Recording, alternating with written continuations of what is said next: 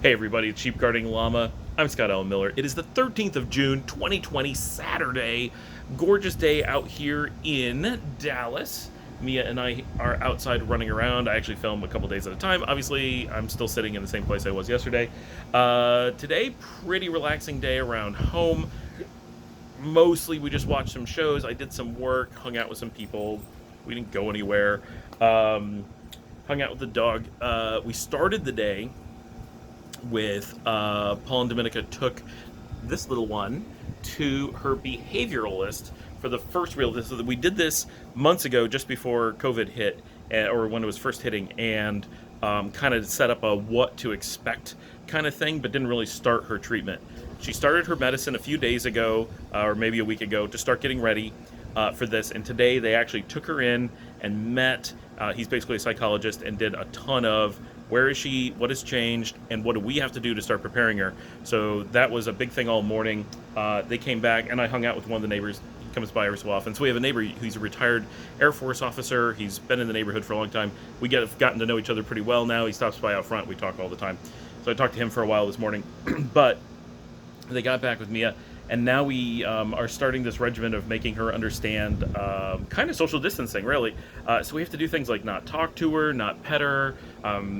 Basically, we ignore her for a month, which sounds absolutely awful. She can't sleep with us, nothing.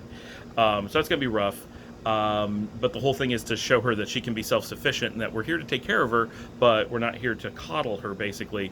And then we get to start doing things to start introducing her back to good behaviors and stuff. But it's going to be a really rough month. The kids are really upset that they have to more or less ignore the dog for a while. Obviously, she's out here with me. Like, we're doing stuff with her. We have to take her for walks every day. But that's the big thing going on right now with the dog. So that was this morning. That took most of the morning. We did a bunch of watching, like Karen Nate today, stuff like that. We watched some movies tonight. This evening, Dominica and I watched, obviously I'm recording this the next day, watched Mad Max Fury Road, which I have to say is absolutely one of the worst movies I've ever sat through. The cinematography was terrible, absolute garbage. The writing didn't even happen. I'm not even sure someone wrote it. It looks like someone just filmed a bunch of gibberish and edited whatever they had together without any forethought, planning, or meaningful dialogue.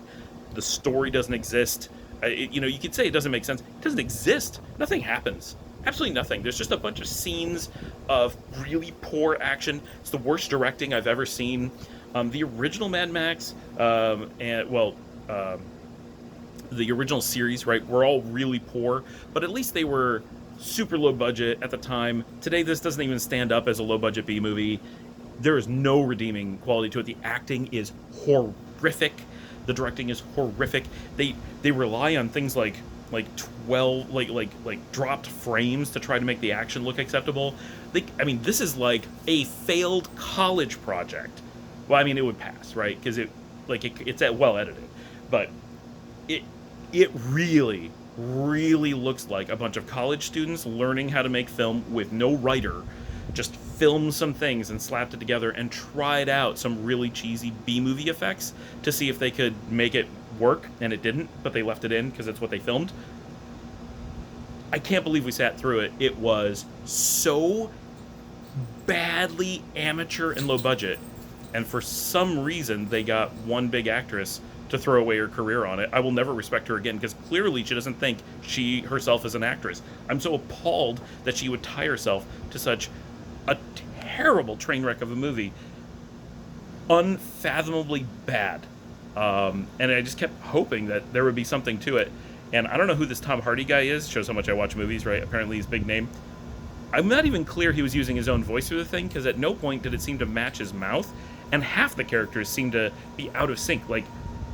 But only some of the characters. So clearly they were dubbing in a studio, and because they were using all these amateurs who'd never done it before, only a few people knew how to time their stuff, which I'm sure is hard to do, right? And these are probably people who were doing this for free or whatever, because this is a B movie, right? But holy cow, it was bad.